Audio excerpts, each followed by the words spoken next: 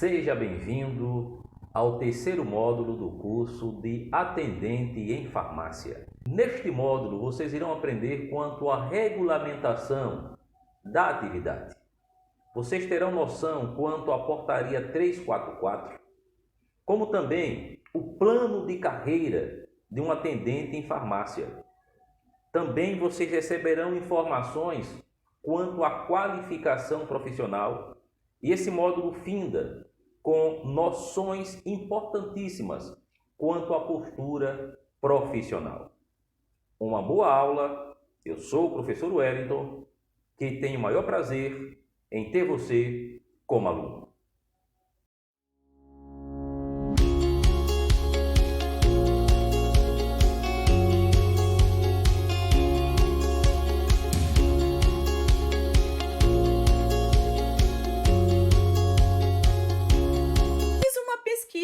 Com alguns gerentes que eu tinha contato. Qual era a maior dificuldade que eles viam entre os farmacêuticos, os profissionais que começavam a atuar dentro da farmácia? E adivinha qual foi o pior, assim, como que eu posso dizer? A pior dificuldade que eles vinham dos farmacêuticos que começavam ali a trabalhar recentemente, principalmente os recém-formados. Dúvidas sobre Portaria 344, sobre a RDC 20 de 2011. Principalmente a Portaria 344. A maioria dos gerentes que eu conversei foram isso que eles me passaram. A principal dificuldade que eles viam era essa. Terceiro ponto, por que eu escolhi falar com vocês sobre isso? Porque eu, Daiane, tive muita dificuldade. Errei muito, porque eu não tinha conhecimento, eu não sabia interpretar a portaria. E eu sofri demais com isso, demais mesmo. Posso falar para você firmemente, porque, gente, eu passei cada uma que vocês não queriam estar na minha pele. De pegar a receita errada, de ter que trocar atrás de receita. Ainda, muitas vezes, eu nem pegava a receita errada. Mas por falta de conhecimento do profissional que trabalhava comigo, como por exemplo um gerente ou uma farmacêutica que estava ali dentro dessa farmácia trabalhando comigo, ela também não tinha conhecimento suficiente, ela dizia que eu estava errada, quando na verdade eu não estava. Só que naquele momento vou até contar uma história aqui para vocês rapidinho.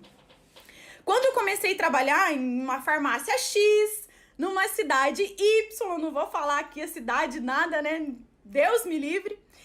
E aí, gente, peguei uma receita, tá? Peguei uma receita de controlado, só que essa receita estava sem carimbo. Naquele momento, eu não me atentei. Por quê? Eu era nova, eu tinha pouca experiência como farmacêutica, eu tinha anos de experiência como atendente. Mas como farmacêutica, eu não tinha. Era o meu primeiro emprego como farmacêutica. E eu sempre estava ali um pouco nervosa. Se chegava uma receita de controlado, eu ficava nervosa. Com medo de dispensar errado, com medo de pegar uma receita errada. Poxa, era o meu primeiro emprego, eu queria dar o meu melhor, eu não queria errar. Ninguém quer errar, né? A gente sempre quer acertar. Enfim, peguei essa receita e eu não vi que essa receita estava sem carimbo. No outro dia, quando a minha farmacêutica que trabalhava ali comigo foi fazer a conferência, foi fazer ali, lançar as receitas no sistema, ela verificou que essa receita estava sem carimbo. E aí, entra aqui na primeira pergunta que eu quero trazer para vocês. Alguém me mandou a seguinte pergunta. Dai, é obrigatório o carimbo do prescritor nas receitas de controle especial? Voltando na história. Ok, ela me chamou e falou, olha, Dai, essa receita tá sem carimbo. Meu Deus, na hora ali eu não sabia nem o que fazer. Falei, e agora? O que eu vou fazer, né? Eu vou ter que ir atrás desse médico, vou ter que ir atrás, ligar para eu levar essa receita para ele carimbar, porque senão eu vou ter problema. Tá sem carimbo. Vou ter que ir atrás disso. Gente, me gerou o maior transtorno. O médico era longe, a clínica que esse médico trabalhava era longe. E aí eu tive que ir atrás, tive que levar essa receita, tive que conversar com o médico para ele. Enfim, me gerou maior transtorno. Perdi tempo, gastei porque era urgente, tinha que ir atrás. Foi um estresse. Ok, consegui resolver, graças a Deus, consegui resolver o problema. Perfeito, né? Quando a gente consegue resolver, ok. Só que aí, depois de um tempo, minha gente, quando eu comecei a estudar, quando eu comecei a perceber que eu tinha muita dificuldade na portaria 344, eu comecei a engolir e estudar. Depois, quando comecei a trabalhar aqui com vocês, a contribuir aqui com vocês, comecei com o meu curso, aí eu fui desenvolvendo ainda mais essa habilidade de interpretar a portaria 344. E aí, então, vem aí a resposta, né, dessa pergunta.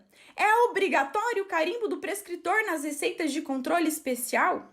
Eu vou ler aqui para vocês. Eu vou ler, porque eu sempre gosto de trazer o artigo, a portaria, para quando você precisar, se você tá anotando, eu espero que do fundo do meu coração você esteja anotando o que eu tô te dizendo, tá? Porque uma hora dessa você vai precisar e você não vai ter anotado e você vai ficar que nem louco lá na farmácia procurando onde é que tá essa informação. Então, por favor, anote o que eu estou te falando, tá? Inclusive, ontem, uma aluna me procurou, Dai, me ajuda, tô precisando aqui, tem um advogado aqui na farmácia e ele tá exigindo aonde que tá a informação que a gente pode dispensar somente 5 ampolas, onde que tá, qual que é o artigo, porque eu preciso, né? Olha só, por isso que é importante você saber qual que é o artigo. É claro que não vai decorar, né, gente? Ou ter ali anotadinho, ter fácil acesso para você falar, olha, tá aqui na portaria tal, artigo tal, tá bom? Então anote isso aí. Então vamos lá, portaria 344, artigo 36 e artigo 55. O que traz na portaria nesse artigo? Vamos junto, gente, aprender a interpretar esse artigo. Lá tá no seguinte, lá no adendo, assinatura do prescritor. Quando os dados do profissional estiverem devidamente impressos no campo do emitente, para notificação de receita no campo do emitente, tá, gente? Lá no quadradinho em cima da receitinha azul. Para as receitas de... Não é essa parte aqui eu que tô falando, tá? Não tá lá na portaria, não. Para o de controle especial, tá no artigo 36 e para o de notificação, artigo 55, tá? Então, para receituário de notificação, dados do emitente tem que estar no quadradinho. Para as de controle especial, no cabeçalho, tá? Então, quando os dados do profissional estiverem devidamente impressos no campo do emitente ou no cabeçalho para controle especial, este poderá apenas assinalar. Você escutou? Vou falar bem alto, para você nunca mais esquecer, tá? Este poderá apenas assinalar. Entendeu? Decorou isso aí? Anotou isso aí? E ainda, tá? O parágrafo ainda continua.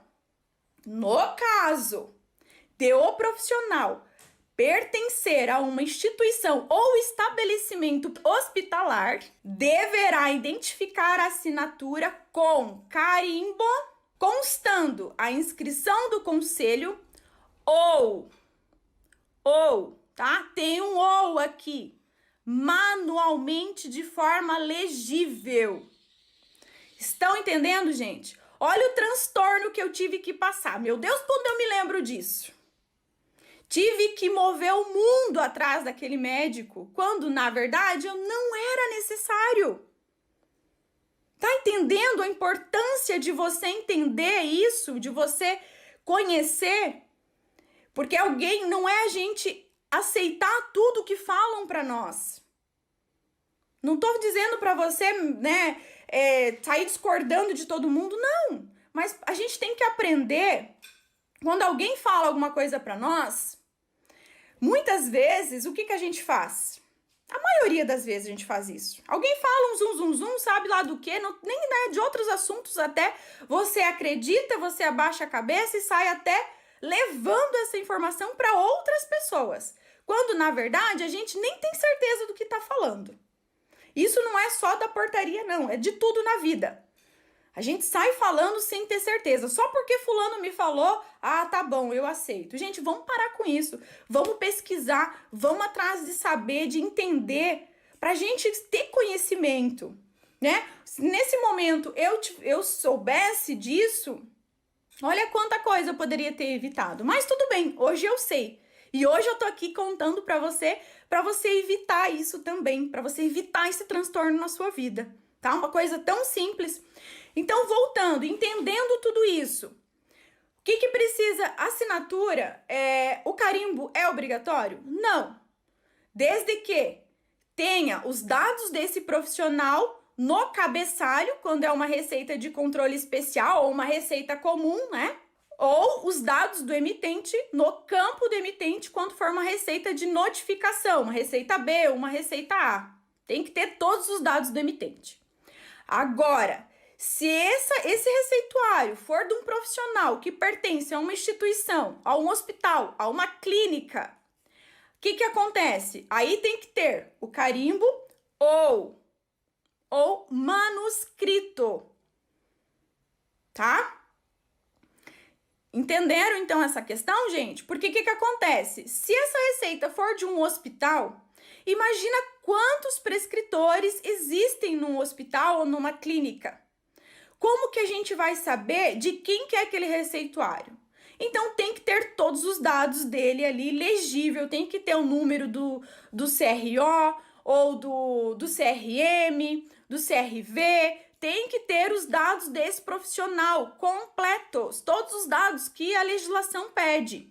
Daí, e se vier uma receita impressos, o nome e o conselho, ele só assinar. Se tiver todos os dados que a legislação pede, sim, porque é o que a legislação traz, que precisa estar preenchido no cabeçalho. Tem que ter todos os dados, o endereço, o telefone. Tem algumas vigilâncias que exigem até o telefone. Por exemplo, aqui em Floripa é exigido até o telefone, principalmente na receita A. Então, se tiver todo completo e tiver assinada, né, gente, que aí já vem a próxima dúvida, é obrigatório constar a assinatura do prescritor nas receitas de controle especial ou receitas de notificação? É obrigatório. Sem assinar, é a assinatura que valida esse documento, tá? Não dá para dispensar sem assinatura, ok? De forma alguma. Próxima dúvida. Se eu receber uma notificação de receita que não seja da cor especificada na portaria 344, exemplo, notificação de receita B na cor verde, eu posso aceitar essa receita? Chega para você uma receita de, vamos pensar aqui, de clonazepam. Só que essa receita, ela está, esse medicamento está prescrito numa receita verde. E aí, você pode dispensar esse medicamento, farma? A gente pode dispensar ou não? Não podemos dispensar. Não podemos, tá? Porque o que acontece? A portaria, ela traz bem certinho o padrão de cores. Se você for verificar na portaria, nos artigos lá, ela fala bem certinho os dados que tem que ter e ela fala das cores, dos modelos, tá? A única que não fala, que não tem cor específica, é a C1 e a C5, que não é obrigatório ser branca, mas a maioria, todo mundo usa branca. Tem alguns que usam uma receita timbrada, com alguns desenhos, alguns... isso vai do profissional da instituição, tá? A C1 e a C5, ela não tem um padrão de cores, mas a lista A, ela fala que tem que ser amarela e a B tem que ser azul. Então, já aconteceu comigo de receber receita verde na farmácia, verdinho, clarinho, não pode. A vigilância aqui, onde eu moro, é bem exigente. Eu não sei onde você mora, como é, mas aqui eles pegam bastante no pé. Então, se você chegar com uma receita verde lá na sua vigilância, pode ser que você tenha problema, né? Ou se o conselho vem aí na tua farmácia fazer uma fiscalização, pode ser que você tenha problema, ok? Então, cuidar essa questão. Próxima dúvida. Gente, essa dúvida aqui é muito comum, tá? Muito comum mesmo. Cirurgião dentista pode prescrever? Muito comum. Por que acontece? Principalmente com um recém-formado, que não tá ainda muito acostumado com isso, com essa rotina de receituários. E aí a gente se pergunta, às vezes recebe lá na farmácia uma receita de algum medicamento e você fica, nossa, será que dentista pode prescrever isso aqui? E agora? Será que pode? Será que não pode, né? Às vezes a gente fica ali naquela duvidazinha. E vou trazer aqui para vocês um parágrafo da Lei 5.081, de 24 de agosto de 1966. Coisa chata esse negócio de lei, né, gente? Mas é importante. Então, lá na Lei 5.081 de 66, essa lei regula o exercício do profissional da odontologia, tá? O que ela traz?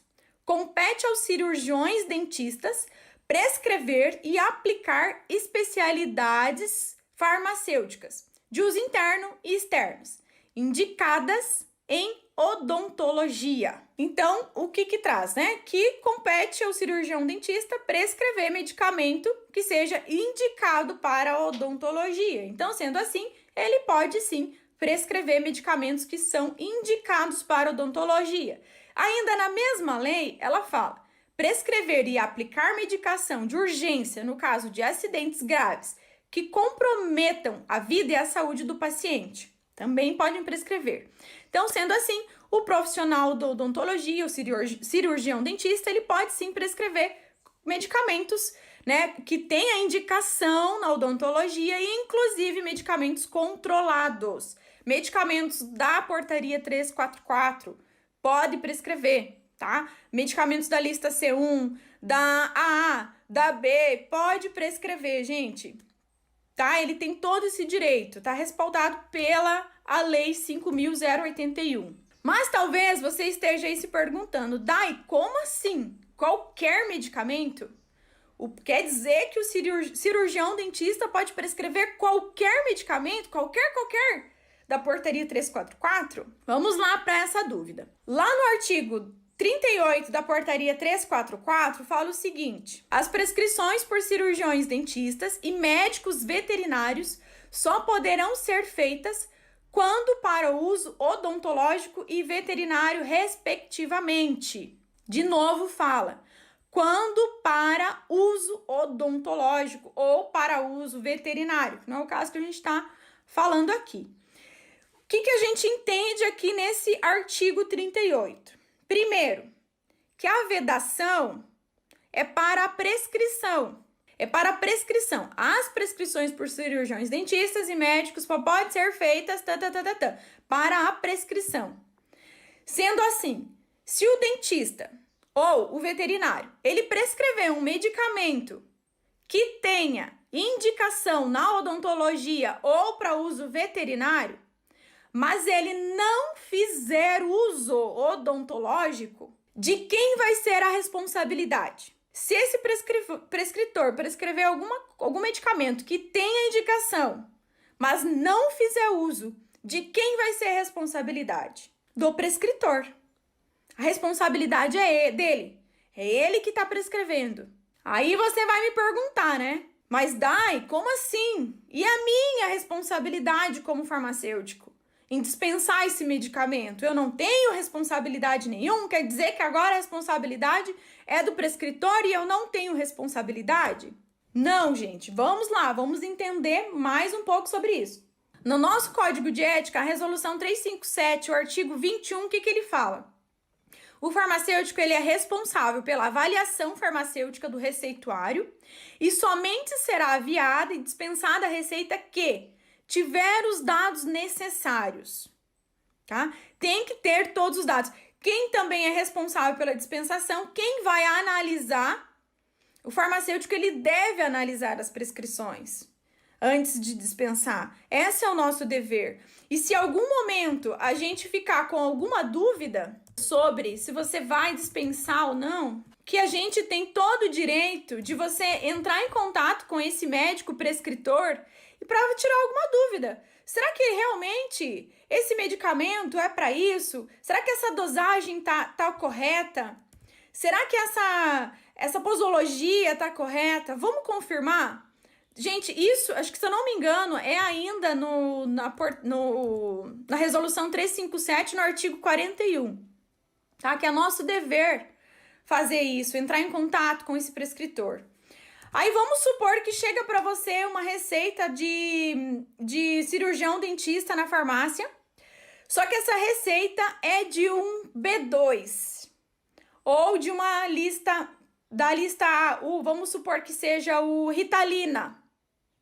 E aí, Dai? Você disse que pode ser qualquer medicamento controlado, B2 e Ritalina pode? Ou ainda, medicamento que não for da portaria 344, um medicamento para hipertensão, talvez, faz sentido? Faz sentido um dentista prescrever B2 ou Ritalina? Se você ficar na dúvida, farma, entre em contato com a sua vigilância, entre em contato com esse prescritor, porque o que acontece? Como que esse médico, esse cirurgião dentista, tem receituário de B2? Para começar, como que ele tem? Porque quem libera esse tipo de receituário é a vigilância. Como que ele tem esse tipo de receita? Ou a receita A? Será que essa receita não é falsa, então? Porque será que a vigilância iria liberar para ele um talonário de receituário B2 ou de receita A? Né? Eu acredito que não faz sentido, ó. A Tá falou, não faz sentido. Então, por isso, farma, a gente tem que estar atento, cada caso um caso, analisar a receita. Agora, por exemplo, ok, Dai, aconteceu isso comigo, por exemplo, todo mês eu recebo uma receita do dentista X de um medicamento que tem uso odontológico, mas todo mês, aí talvez você pode tomar uma conduta, entrar em contato com o seu conselho, entrar em contato com o CRO, porque aí o CRO vai investigar e vai tomar as providências cabíveis. A mesma coisa se você receber B2 ou A por um dentista. O que você vai fazer? Primeiro, tira uma cópia dessa receita e entrega, leva para sua vigilância, tá? Leva para sua vigilância sanitária. Segundo, entre em contato com o CRO e com o CRF, para eles investigarem o que está acontecendo. Porque, claro, a responsabilidade da prescrição é do dentista, mas nós também temos a nossa responsabilidade. Se é algo que está acontecendo fora do comum, vamos fazer a diferença, vamos ver o que está acontecendo, vamos respeitar o nosso código de ética, cada um fazendo o que tem que ser feito. Se você vê que está acontecendo alguma coisa, né, é interessante, ou um dentista prescrever B2, enfim. Analisa isso e veja a necessidade de você entrar em contato com a vigilância, com o CRO, com o CRF. Analise isso, tá? Se acontecer de você receber uma receita falsa, esse é o procedimento, tá? Você precisa registrar um BO e você precisa entrar em contato com a sua vigilância, com o CRM, com o CRO, se for o caso, e com o CRF, tá? Para eles tomarem as providências.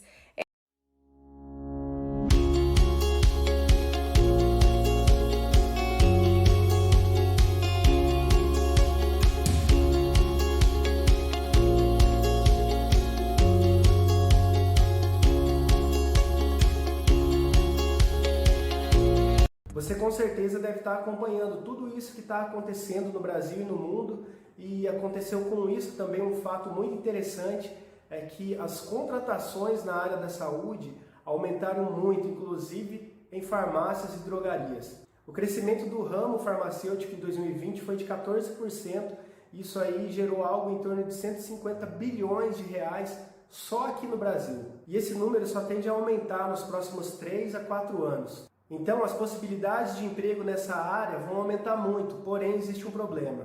Faltam profissionais capacitados. E por que começar como atendente de farmácia?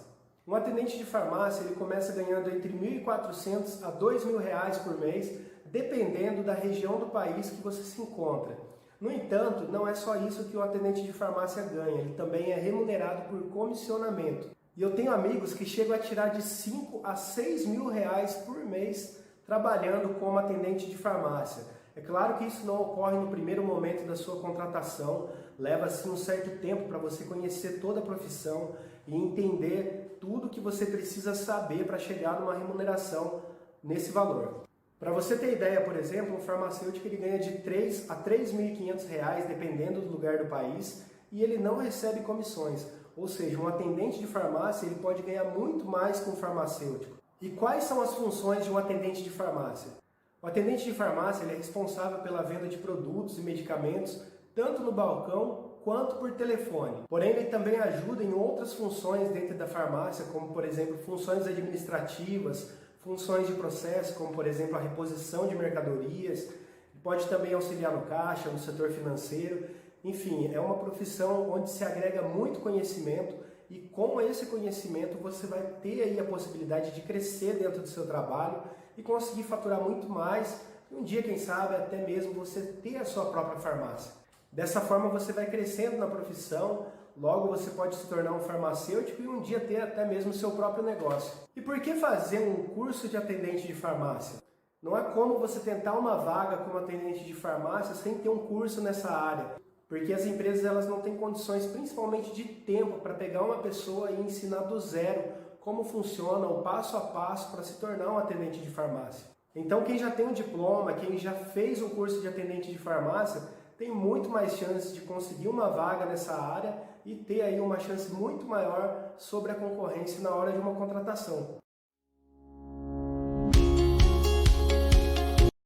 Olá, tudo bem? Dr. Camargo, farmacêutico aqui com você. E nesse vídeo eu vou responder uma dúvida que eu tenho recebido com muita frequência.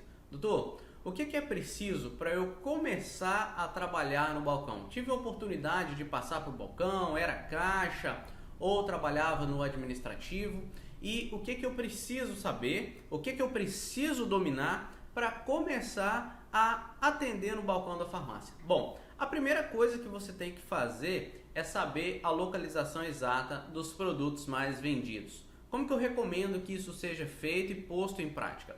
Pega o relatório dos 100 produtos mais vendidos da sua loja. Seu gerente, o seu superior vai te informar isso, vai pegar um relatório no sistema e te dá esses dados, esse ranking dos 100 mais. Esses produtos você tem que saber exatamente onde eles estão. Por quê?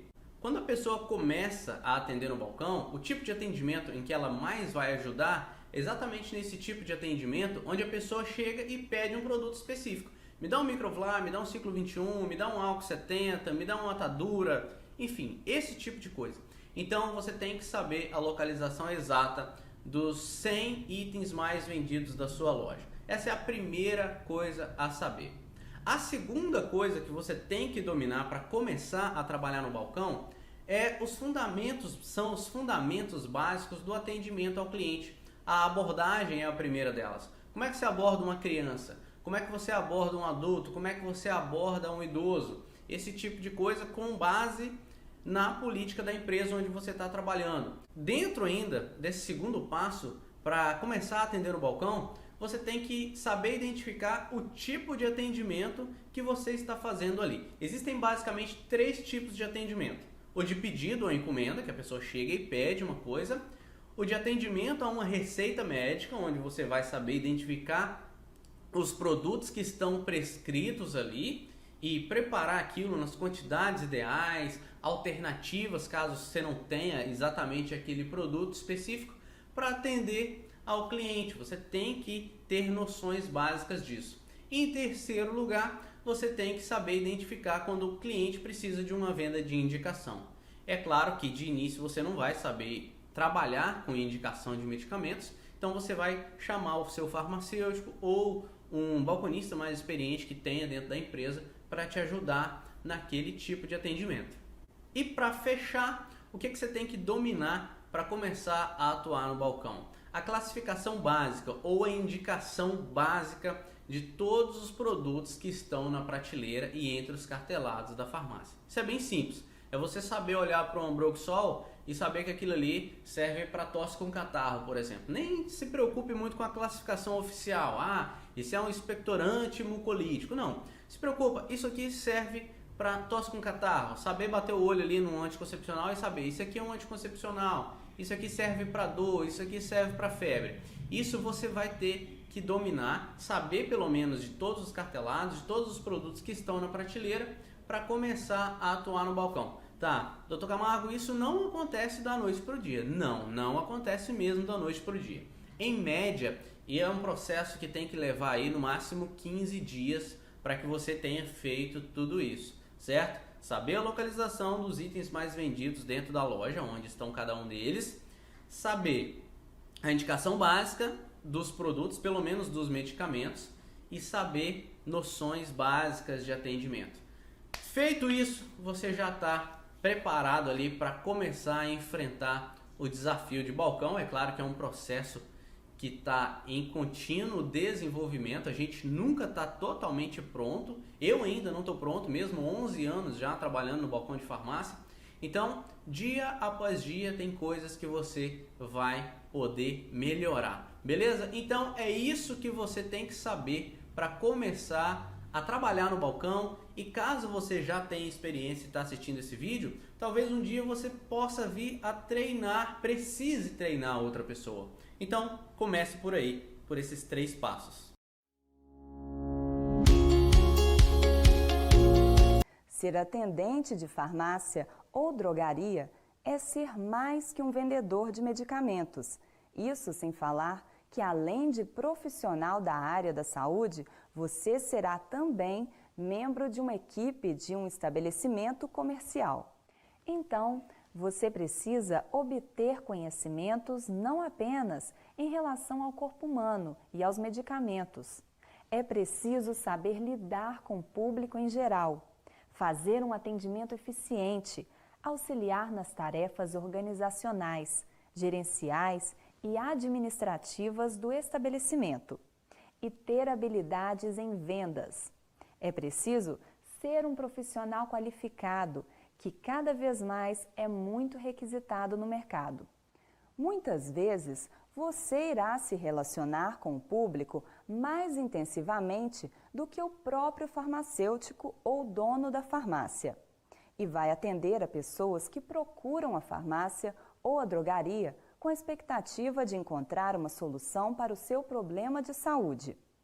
Por isso, você precisa estar preparado para promover sempre o melhor para os clientes e para o estabelecimento. Esse é o caminho que você precisa buscar para conseguir sucesso em sua profissão. E o primeiro ponto fundamental para alcançar este sucesso é a ética profissional. Você sabe o que significa ética profissional? Podemos dizer que ética profissional se refere a um conjunto de normas morais ou de conduta que a pessoa deverá ter como base para orientar seu comportamento no exercício da sua profissão. O Conselho Federal de Farmácia possui o seu próprio Código de Ética. Ele foi legalmente regulamentado pela Resolução 417, de setembro de 2004. De acordo com os termos desse código, podemos dizer que para o atendente de farmácia e drogaria, agir de forma ética será preciso resguardar sempre a privacidade do paciente, agir com discrição e imparcialidade, saber orientar o paciente sem influenciá-lo em suas decisões, assumir responsabilidade pelos atos praticados, exercer a profissão mantendo um comportamento digno, zelar pela saúde e pela dignidade do paciente, oferecer informações precisas aos pacientes, sugerir medicamentos somente com a supervisão do farmacêutico responsável, ser ágil e eficiente no exercício da profissão, entre outras. Em resumo, podemos afirmar que ética é sinônimo de valores que você deve priorizar para exercer a sua profissão. Honestidade, lealdade, respeito à dignidade humana, manter segredo profissional em relação às informações sobre clientes, seguir as normas administrativas estabelecidas pelo seu superior, priorizar a higiene, trabalhar sempre tendo como base os critérios técnicos necessários e tratar todas as pessoas de maneira respeitosa, cordial e sem nenhum tipo de discriminação. Agindo assim, você sem dúvida cumprirá todos os requisitos éticos que são esperados para os profissionais da área farmacêutica. Além da ética, a sua postura profissional também será muito importante. Não meça esforços para se sentir tecnicamente capacitado e fisicamente apto a exercer a função de atendente de uma farmácia ou drogaria. Seja discreto e respeitoso e procure sempre transmitir confiança aos clientes e colegas de trabalho. Cuide-se da sua apresentação visual. Em relação à apresentação visual, você deve ficar sempre atento para com os cuidados de higiene pessoal, com o vestuário, com a sua aparência em geral. Se você usa cabelos longos, procure prendê-los para trabalhar. Evite excessos de maquiagem e perfumes fortes. Evite também adornos, pingentes e pulseiras. Tome banho diariamente. Mantenha as unhas limpas e bem cuidadas. Os cabelos sempre limpos e use roupas limpas e bem passadas. Evite usar sapatos de salto alto, porque além de criar um aspecto de sofisticação, eles poderão se tornar desconfortáveis porque você passará a maior parte do tempo em pé.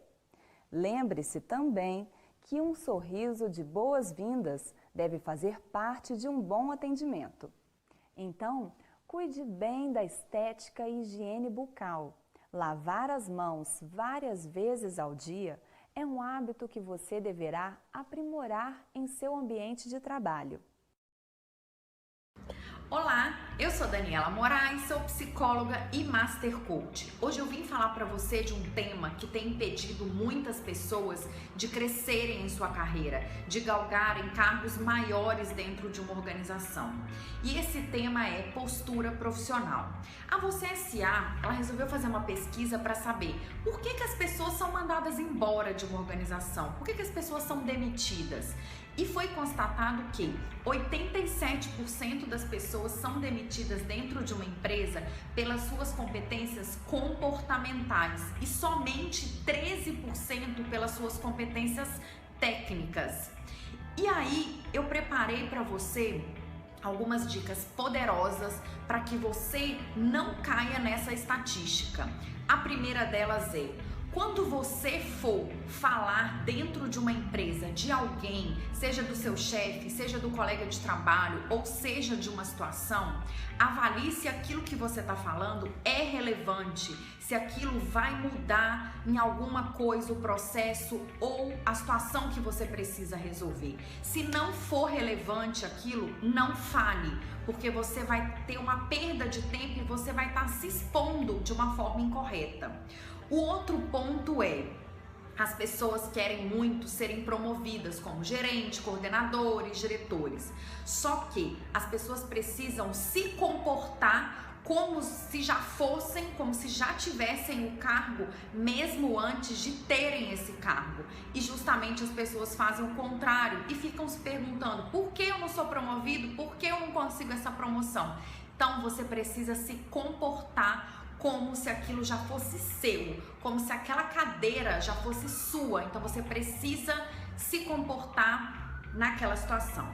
Outro ponto é inovação e renovação. Você precisa sempre estar inovando. E aí você pode falar: mas Daniela, o que eu faço é muito operacional, meus processos, independente do processo que você faça. Se for um formulário que você tem que preencher ele todos os dias, faça um benchmarking, entre em contato com outros profissionais de outras empresas que fazem a mesma coisa que você faz e pergunta para ele o que você pode agregar no seu processo. E aí muda o formulário, muda uma questão, muda um ponto, mas mude alguma coisa. Inovação e renovação é tudo. O outro ponto é: trabalhe a sua proatividade. Não espere alguém te pedir, não espere alguém falar para você o que você tem que fazer. Traga novas ideias, mude os processos, se mostre disponível, tenha proatividade. E o último ponto é: você precisa ser visto dentro de uma empresa. Quem não é visto não é lembrado. Então, se você for participar de uma reunião, se posicione, se coloque, se mostre. Você não pode entrar numa reunião calado e sair calado. Você precisa se posicionar, você precisa se mostrar.